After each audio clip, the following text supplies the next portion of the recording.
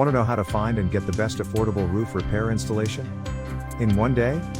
And without dealing with shady roof repair companies?